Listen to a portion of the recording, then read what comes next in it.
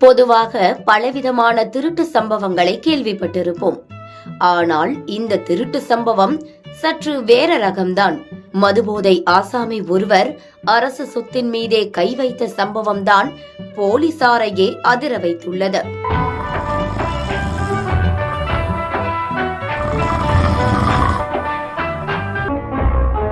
நாமக்கல் மாவட்டம் திருச்செங்கோடு புதிய பேருந்து நிலையத்தில் நேற்று இரவு அரசு பேருந்தை நிறுத்திவிட்டு ஓட்டுநர் பச்சைமுத்து என்பவர் சாப்பிட சென்றுள்ளார்.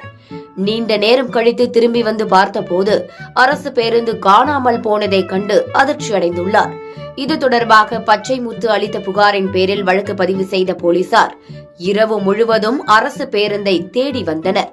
அப்போது சங்ககிரி அருகே உள்ள தீரன் சின்னமலை நினைவிடத்திற்கு அருகே பேருந்து நிற்பதாக போலீசாருக்கு தகவல் கிடைத்தது.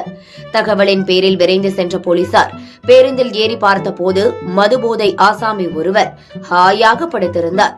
பின்னர் அவரை காவல் நிலையம் அழைத்து வந்து விசாரணை மேற்கொண்டதில் ஊத்தங்கரையை சேர்ந்த சண்முகம் என்பதும் வேலை தேடி திருச்செங்கோட்டிற்கு வந்தது தெரிய வந்தது. அப்போது மது அருந்திவிட்டு அரசு பேருந்தை ஓட்டி சென்றதும் போலீசாரின் விசாரணையில் தெரிய வந்துள்ளது.